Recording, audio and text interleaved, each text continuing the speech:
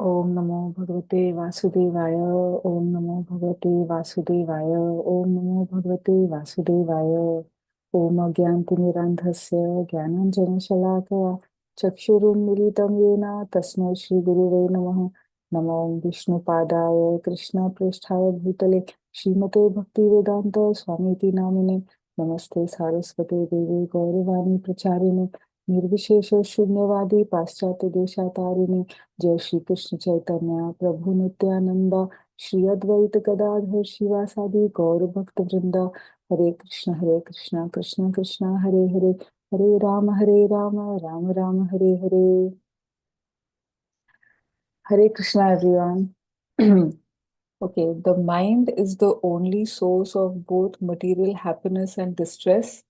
Other people, and this is almost impossible to accept, are not the cause of our pleasure or grief. This is true of the demigods who control the material elements, the planetary controllers who may fight with one another and reveal the battle in our astrological chart. Our karma, which is simply a reaction to our previous actions, time, which moves and pushes us from place to place against our will, or even our own soul, which is our true self. Think about this deeply. It is common for us to take shelter of the mind and whatever it is attached to or repulsed by at any particular moment. This is because we tend to believe that what we think and feel is true, but it is not. The Avanti Brahmana offers another shelter. Etam sa आस्थाय परात्मनिष्ठाम् अध्यासितां पूर्वतमैर्महर्षिभिः अहं तरिष्यामि दुरन्तपारं तमो मुकुन्दाङ्घ्रि निषेवयैव.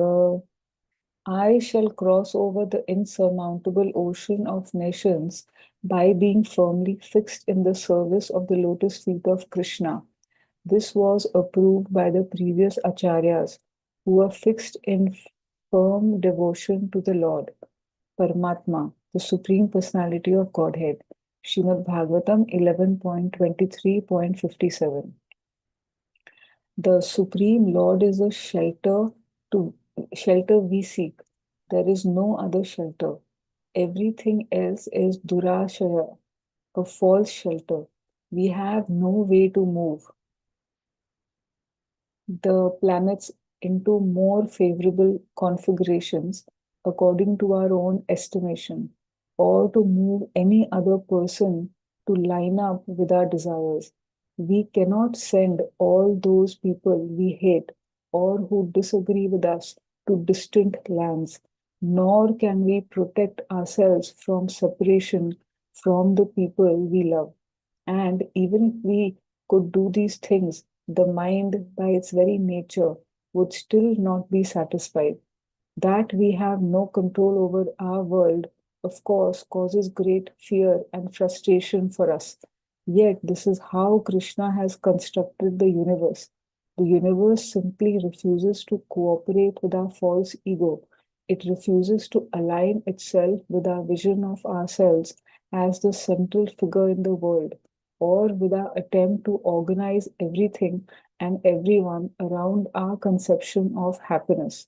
The universe is designed to make us miserable so that we may learn.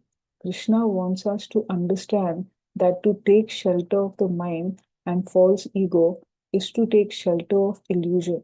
Rather, let us cross over the insurmountable ocean of nations by becoming firmly fixed in the service of the lotus feet of Sri Krishna. The task of finding our real shelter and then surrendering to that shelter has been approved by our previous acharyas, who were all fixed in the firm devotion to the Lord. None of these acharyas have recommended listening to the mind. Rather, they have given us the sadhana of chanting Krishna's holy names with the mind controlled and attentive. Yeah, I guess Maybe we we can can, stop here. yes, we Okay. can stop here.